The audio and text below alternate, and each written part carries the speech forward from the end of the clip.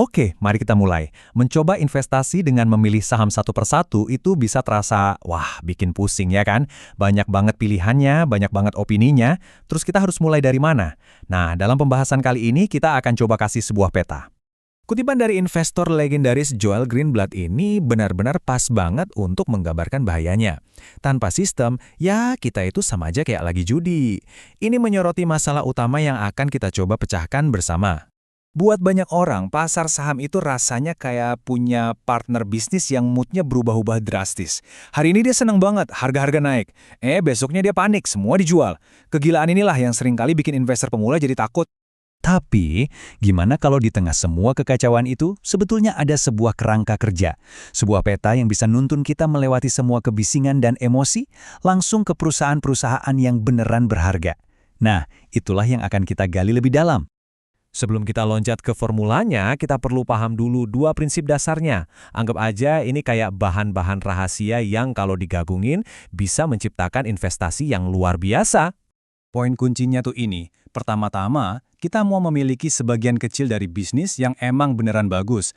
Bisnis yang efisien, menguntungkan, dan punya sesuatu yang istimewa yang melindunginya dari persaingan atau yang biasa disebut investor sebagai parit pertahanan yang lebar. Nah, ini perbandingan yang jelas banget. Di satu sisi, ada maskapai penerbangan, mereka harus keluarin miliaran dolar buat pesawat, terus perang harga habis-habisan, dan untungnya tipis banget. Di sisi lain, ada Coca-Cola. Mereknya sendiri udah kayak benteng pertahanan, pelanggannya setia, dan tiap dolar yang mereka tanam di bisnis, untungnya balik berkali-kali lipat. Perbedaan inilah yang kita sebut return on capital. Jadi, secara resmi, return on capital atau ROC itu adalah ukuran kita untuk kualitas. Intinya, ROC ini menjawab pertanyaan, seberapa jago sih perusahaan ini mengubah modal jadi keuntungan? Semakin tinggi angkanya, ya semakin bagus bisnisnya. Oke, jadi kita udah nemu bisnis yang hebat. Udah selesai dong? Tunggu dulu. Nggak juga. Bahkan bisnis terbaik di dunia pun bisa jadi investasi yang jelek kalau kita belinya kemahalan. Nemuin perusahaan bagus itu baru setengah perjalanan. Gini deh, kita bikin simple aja. Bayangin ada dua bisnis, dua-duanya dijual seharga 1 juta dolar. Bisnis pertama menghasilkan 100.000 dolar setahun, yang kedua cuma 50.000. Anda pilih yang mana? Jelas dong, Anda pasti pilih yang menghasilkan lebih banyak uang relatif terhadap harganya. Nah, rasio antara pendapatan dan harga inilah yang kita sebut earnings yield. Jadi earnings yield ini adalah alat ukur kita untuk menilai harga. Ini cara cepat buat lihat seberapa murah sebuah saham dibandingin sama pendapatannya. Kalau yieldnya tinggi, artinya kita dapat penawaran yang bagus. Kita dapat banyak keuntungan untuk setiap rupiah yang kita investasikan. Oke, jadi sekarang kita udah punya dua bahan rahasia. Kita mau bisnis yang baik, diukur pakai return on capital yang tinggi, dan kita mau beli dengan harga murah, diukur pakai earnings yield yang tinggi. Nah, sekarang waktunya kita gabungin keduanya. Dan disinilah letak kejeniusan formula ini. Elegan dan simple banget. Ini bukan ilmu yang rumit. Formulanya secara sistematis mengambil ribuan perusahaan dan ngasih peringkat berdasarkan kualitasnya. Terus, perusahaan-perusahaan yang sama tadi diperingkatin lagi, tapi kali ini berdasarkan harganya. Terakhir, dia gabungin kedua peringkat itu buat nemuin perusahaan-perusahaan yang ada di titik paling ideal. Bisnis hebat yang lagi dijual murah. Oke, teorinya sih kedengerannya bagus ya. Tapi pertanyaan sebenarnya kan, beneran berhasil nggak? Apa kata data historis? Yuk kita lihat hasilnya. Dan inilah angka keramatnya. Dalam sebuah studi panjang selama 17 tahun, strategi ini menghasilkan imbal hasil tahunan rata-rata 30,8%. Biar ada gambaran ya. Angka segitu tuh luar biasa banget. Jauh di atas rata-rata pasar. Grafik ini nunjukin betapa dahsyat dampaknya.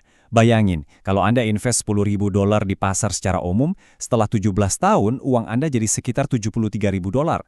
Hasil yang oke lah.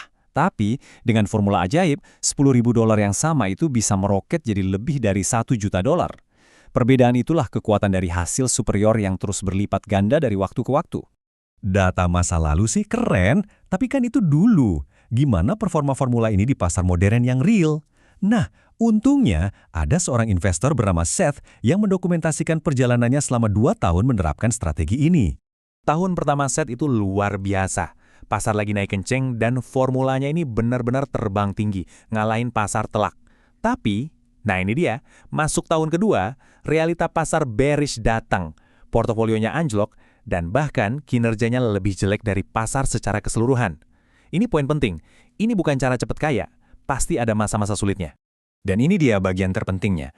Meskipun tahun keduanya babak belur dan ketinggalan, hasil rata-rata 2 tahunnya ternyata masih mengalahkan pasar. Rata-rata tahunannya 13,17% dibandingin pasar yang cuma 10,95%. Ini membuktikan kalau logika jangka panjang dari membeli bisnis bagus dengan harga murah itu tetap berlaku, bahkan saat melewati gejolak jangka pendek. Nah, ini kan jadi pertanyaan paling logis. Kalau ada formula yang didukung data historis dan tes dunia nyata, sesimpel dan seefektif ini, kenapa nggak semua orang pakai aja biar jadi kaya raya? Apa nih jebakannya? Jebakannya ternyata bukan di formulanya. Jebakannya ada di kepala kita sendiri. Seperti yang kita lihat dari pengalaman Seth, akan ada periode, bahkan bisa setahun atau 2 tahun, di mana formula ini ketinggalan dari pasar. Bertahan melewati masa-masa itu, tetap berpegang pada sistem ketika semua orang di sekitar Anda meragukannya, wah itu susah banget secara psikologis. Kebanyakan manajer investasi profesional bahkan nggak bisa mencobanya, karena mereka dinilai per kuartal bukan per dekade. Kutipan klasik dari Benjamin Graham ini ngerangkum semuanya dengan sempurna. Dalam jangka pendek, harga saham itu soal popularitas dan sentimen, kayak kontes popularitas. Tapi dalam jangka panjang, yang penting itu nilai aslinya, bobot fundamental dari sebuah bisnis. Nah, formula ini bertaruh pada si mesin penimbang, bukan mesin pemungutan suara.